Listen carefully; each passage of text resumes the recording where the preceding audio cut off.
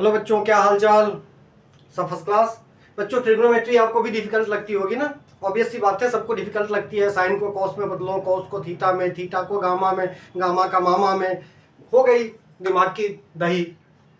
तो करें क्या, करना क्या है। मेरे साथ 10 मिनट बैठो ना। देखो 10 मिनट के अंदर सारे के सारे आइडेंटिटीज अपने आप नहीं याद हो जाए तो मुझे कहना 100% सारे के सारे आइडेंटिटीज बिना किसी लर्निंग के अपने आप लर्न हो जाएगा। आपको कॉन्सेप्ट के बारे में पूरी तरह जानकारी होनी चाहिए। अब कॉन्सेप्ट क्या है, समझने की बात है। तो सबसे पहले देखो बच्चों, सबसे ज्यादा डराता है रेशियो। रेशियो का जो है 5 6 30 है, वैल्यूज है ना, 5 6 30। ये वैल्यूज मुझे लगता है सारे बच्चों को सबसे ज्यादा डराता है। तो चलो आज इसी को फोड़ते हैं। सबसे पहले रेशियो को फोड़ते हैं। अब रेशियो को फोड़ने का क्या तरीका है, देखो सिंपल सी बात है। हमारे पास टोटल 0 30 45 60 और 90 ये 5 ही वैल्यूज, 5 ही डिग्रीज हमारे सिलेबस में है क्लास 10th तक, है ना। तो इस पांचों को आप नीचे से ऊपर 0 से लेके 90 तक इसी क्रम में लिखिए। सबसे ऊपर निश्चित सी बात है कि 90 डिग्री होगा, उसके नीचे 60 डिग्री, फिर 45 डिग्री, 45 डिग्री के नीचे 30 डिग्री, 30 डिग्री के नीचे 0 डिग्री। कुछ टीचर बताते हैं इसको फिंगर्स फॉर्मूला की, फिंगर ड्रॉ कर करके। नहीं भी फिंगर ड्रॉ करेंगे, मैं उस चक्कर में नहीं पढ़ रहा हूं, हो सकता है सबका ड्राइंग बहुत अच्छी नहीं हो। तो फिंगर क्यों, सिंपल सी रे डाल दो। सबसे नीचे 0, फिर 30, फिर 45, फिर 60, फिर 90, इस तरह करते चले गए। तो एक नंबर पे ये है। अब देखो कैसे लर्न होगा, कैसे हम फोड़ पाएंगे इस रेशियो वाले सारे के सारे वैल्यूज को बिना लर्न करे हुए। ऐसे कर पाएंगे। देखो बेटा, साइन थीटा सबसे पहला क्या है, साइन थीटा। तो sine theta is equal to root में लिख दो बिलो अपॉन 2। अब इस बिलो अपॉन 2 किस वाला का नाम है। बिलो अपॉन 2 का क्या मतलब हुआ, देखो जो हिंदी मीडियम बच्चे हैं उस बिलो को नीचे भी लिख सकते हो, नीचे बट्टा 2। अब ध्यान से समझिए, यहां नीचे बट्टा 2 का क्या मतलब हुआ, बिलो अपॉन 2 का मतलब क्या हुआ, ध्यान से देखिए। अगर हमने साइन की 60 डिग्री फाइंड करनी है, क्या 60 डिग्री, साइन की 60 डिग्री का मतलब इस बॉक्स को फाइंड करनी है। साइन 60 डिग्री, तो 60 डिग्री के नीचे क्या है, 3 है ना। तो 3 को रूट में लेंगे। इसके बिलो जो नंबर्स है, जितने भी नंबर्स इसके बिलो है, जितने भी नंबर्स इसके नीचे है, उन सारे नंबर्स को रूट में लेंगे, अपॉन 2 कर देंगे, तो √3/2। कितनी आसानी से बन गई ना, √3/2 बिलो अपॉन 2। इसी तरह अगर साइन का 30 डिग्री का वैल्यू लेना है तो 30 डिग्री के नीचे सिर्फ 1 है, तो √1/2। √1/2 का मतलब सिर्फ 1/2। रूट का कोई वैल्यू है नहीं 1 के साथ, नहीं है ना। रूट अगर हमें 0 डिग्री लेना है, 0 डिग्री के नीचे कुछ भी नहीं है, तो √0/2 का मतलब सिर्फ 0 हो जाएगा। 45 डिग्री लेना है तो नीचे 2 है कि नहीं है, 2 तो √2/2। अब यहां कंफ्यूजन होता है बच्चा कई बार। अगर आप इसको अपने एनसीईआरटी के जो टेबल देखोगे ना तो थोड़ी सी कंफ्यूजन होगी, क्योंकि एनसीईआरटी के टेबल में ये लिखा हुआ है 1/√2। तो 1/√2 भी बेटा √2/2 होता है। आंसर लाने में किसी भी तरह की कोई समस्या नहीं होगी, क्योंकि 9th क्लास में हमने रेशनलाइजिंग द डिनोमिनेटर किया है ना। इसको जब √2 से मल्टीप्लाई कर देंगे तो ऊपर हो जाएगा √2, नीचे हो जाएगा 2। क्लियर है ना। तो साइन थीटा इक्वल टू √2। इसी तरह कॉस थीटा का वैल्यू होगा प्यारे बच्चों √2। अगर यहां पर हम कॉस थीटा लिख देते हैं ना, तो कुछ भी नहीं बदलना है, बस इस बिलो को एबव कर दो, ठीक है। कॉस थीटा में एबव हो जाता है और ये सारे के सारे वैल्यूज यहीं के यहीं रह जाएंगे, ठीक। और कुछ नहीं करना है, इसी तरह से ड्रॉ कर लिया हमने एबव/2। मतलब कि कॉस में अगर 45 डिग्री का वैल्यू निकालना है तो इसके ऊपर √2 है, तो यहां भी √2/2 हो जाएगा, करेक्ट। अगर 60 डिग्री का वैल्यू निकालना है तो इसके अबव एक ही है, तो √1/2। √1/2 का मतलब सिर्फ 1/2, क्योंकि रूट का वैल्यू देने की कोई जरूरत नहीं है ना, बिल्कुल नहीं है। अगर 30 डिग्री का वैल्यू निकालना है कॉस में तो इसके ऊपर 3 है, √3/2 कर दो, करेक्ट। इसी तरह आगे का वैल्यू, अगर 0 डिग्री का वैल्यू निकालना है तो 0 डिग्री के ऊपर 4 है, तो √4/2 का मतलब हो गया 2/, √4 तो 2 हो गया ना, 2/2 इज 1, तो 0 डिग्री का वैल्यू 1, और इसी तरह इसका वैल्यू 0, यहाँ पे 1। तो इस तरह अब साइन हो गया, कॉस हो गया। अब टेन के बारे में देखते हैं। देखो बेटा, टेन थीटा अगर हम यहाँ पे लिख देंगे ना, क्या लिख देंगे, टेन थीटा। तो टेन थीटा हो जाता है root below upon root above. कितना सिंपल है, दोनों में रूट लगेंगे। अब tan में मान लो 45 डिग्री लेते हैं हम, तो बिलो भी 2 है, एबव भी 2 है, तो सबको पता है किसी भी नंबर को अगर उसी नंबर से डिवाइड करेंगे, चाहे वो रूट में हो चाहे रूट में नहीं हो, तो 1 ही होगा। तो सब tan के 45 डिग्री हमेशा 1 होता है। अच्छी तरह से याद कर लेंगे आप लोग, कोई परेशानी नहीं है इसको समझने में। अगर हम 30 डिग्री का वैल्यू लेते हैं तो 30 डिग्री के नीचे सिर्फ एक नंबर है, तो √1 अपॉन बिलो भी एबव है ना, तो रूट यहां पे 30 डिग्री का वैल्यू जो लेंगे तो 1/√3 हो जाएगा। इसी वे में root below upon root above करना है, हमने कुछ भी लर्न करने की जरूरत नहीं है। ठीक है, बहुत अच्छी तरह से समझ में आ जाएगी। 60 डिग्री का वैल्यू अगर हम लेंगे तो इसके बिलो 3 है, √3 अपॉन √1। √3 अपॉन √1 का मतलब सिर्फ √3 अपॉन 1 लिखने की जरूरत नहीं है, चाहो तो लिख दो चाहो तो मत लिखो। क्लियर है, किसी तरह की कोई समस्या नहीं। अब हम समझते हैं कि ये 3 तो हमने कर लिया, करेक्ट, ये 3 हमने कर लिया। 90 डिग्री क्या प्रॉब्लम है, इसके बिलो में पूरे के पूरे ये है 1 2 3 4, तो √4 और एबव में कुछ भी नहीं है, 0 है। तो any number divided by 0, any number divided by 0, 0 का मतलब एक्सट्रीम कम से कम से कम से कम से कम से कम से कम से कम से कम से डिवाइड हो रहा है, तो अधिक से अधिक से अधिक से अधिक से अधिक से अधिक वैल्यू आएगा, तो ए बन जाएगा नॉट डिफाइंड। मैक्सिमम वैल्यू का मतलब इंफिनिटी। तो बहुत आसानी से ये समझ में आ जाएगी। अब ध्यान से देखो, ये तो सिर्फ 3 वैल्यूज हुए ना बच्चे, सिर्फ ये 3 वैल्यूज हो गए, sine cos tan cosec sec cot. एक चीज हमेशा ध्यान देना, शुरू में कहना भूल गया मैं, sine cos tan cosec sec cot, इसी वे में इन सारे आइडेंटिटीज को, सब ये सारे वर्ड्स को लिखना है। ऐसा नहीं कि sine tan cosec sec cot, cos कुछ भी बोल दो किसी भी वे में, तब गड़बड़ हो जाएगी। तो इस तरह से पहले साइन, फिर तब कॉस, तब टेन, तब कॉसेक, तब सेक, तब कॉट, इस वे में ध्यान दीजिएगा। अब देखिए ध्यान से, अब साइन कॉस टेन का वैल्यू हमने नोट कर लिया, sine theta is equal to root below upon 2, cos theta is equal to root above upon 2 and tan theta is equal to root below upon root above. इसको कहते हैं finger formula.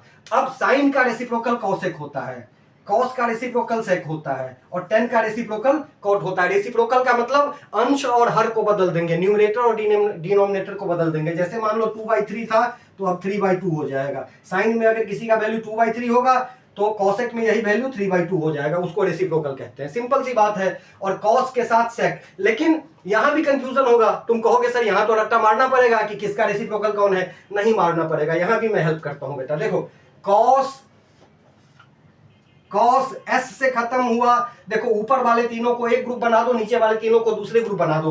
Cos S से खत्म हुआ, दूसरे group में S से आ जाता है सेक, तो सेक जो है कॉस का रेसिप्रोकल है। इसी तरह कॉस सेक का रेसिप्रोकल है। कॉस का वैल्यू अगर 2/3 होगा तो सेक का वैल्यू 3/2, या कॉस का वैल्यू 3/2 होगा तो सेक का वैल्यू 2/3।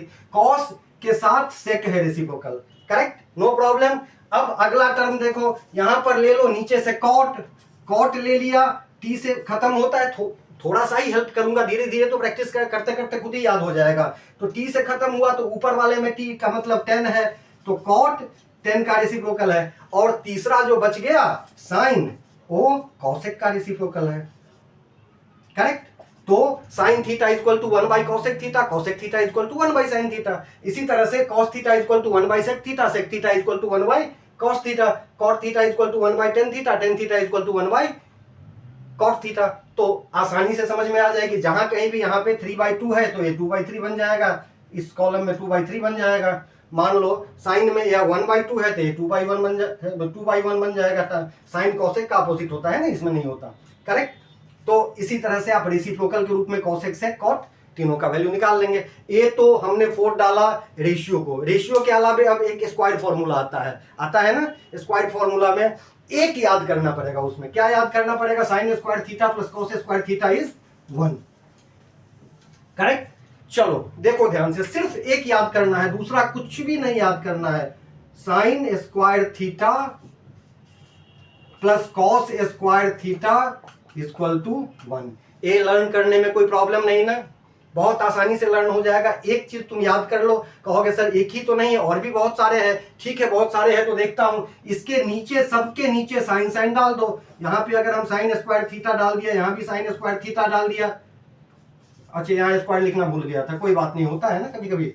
साइन स्क्वायर थीटा डाल दिया, तो ध्यान दो, sine square theta by sine square theta is 1, cos square theta by sine square theta is cot,